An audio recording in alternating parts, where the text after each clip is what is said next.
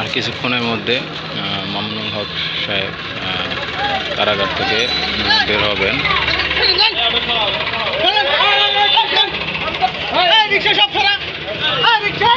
আর অল্প কিছুক্ষণের মধ্যেই দেশকে কাশিমপুর কেন্দ্রীয় কারাগার থেকে মাওলানা মামুনুল হক সাহেব বের হবেন।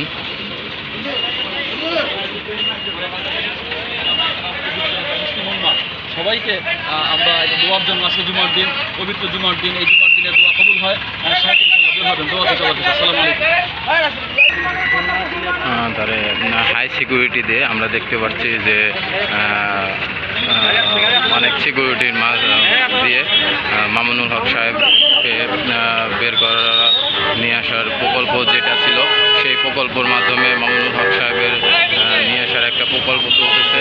তো এই মুহূর্তে আমরা দেখতে পাচ্ছি মামুনুল হক সাহেব